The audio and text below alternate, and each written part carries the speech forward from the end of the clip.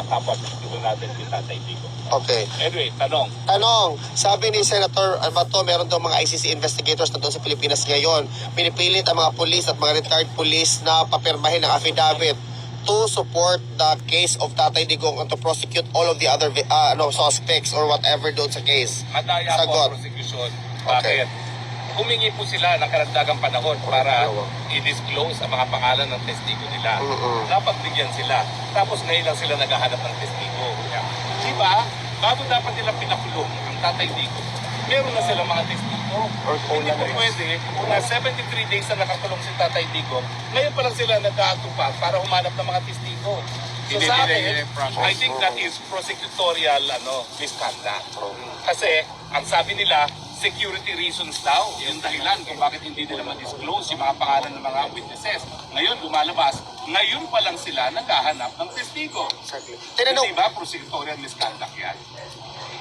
Dinidelay na lang, hindi ba abogado sa kanila, no? Uminom ka muna. Kasi Diet po. hindi. Diet muna. Diet.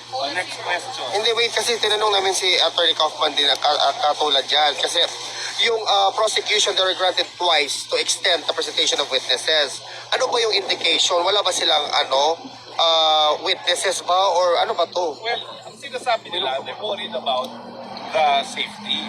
Pero ngayon lumalabas itong report galing kay Senator Bato na ngayon pa lang sila nakikipag-usap sa mga witnesses, mukhang nagsisinungaling sila.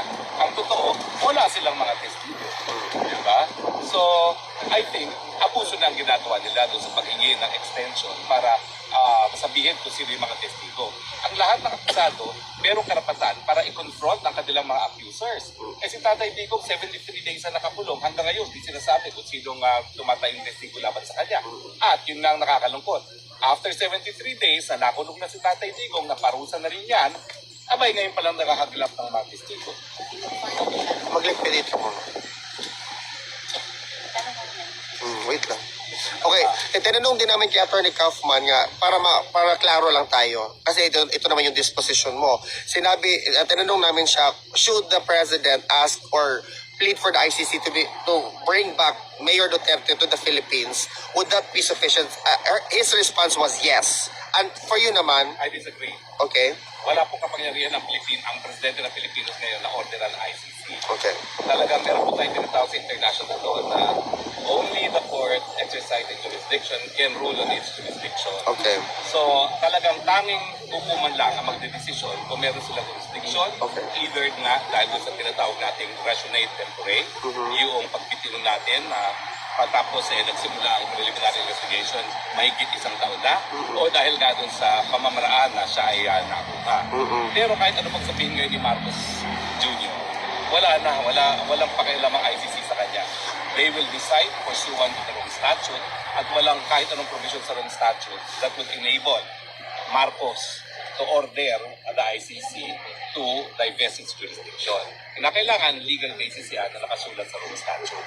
So I agree, but I'm not counsel, I'm just an observer. Okay. What is your opinion, attorney, sa statement ni Attorney Kaufman na the real prosecutor daw is actually in Manila, physically located inside the Malacanang, sitting on his palace, and that he utilized this particular institution, a foreign institution, to advance whatever political agenda they have?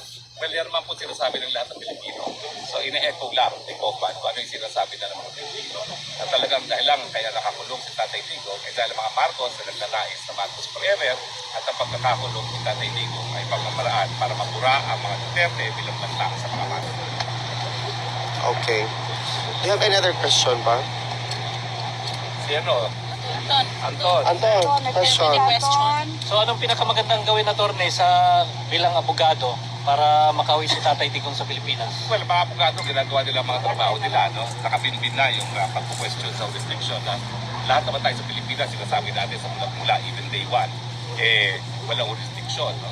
Of course, it took 50 days to file the challenge, pero at least naka-pending na yan. No? Okay. Pero meanwhile, ang sinasabi ko, may magagawa pa rin mga Pilipino.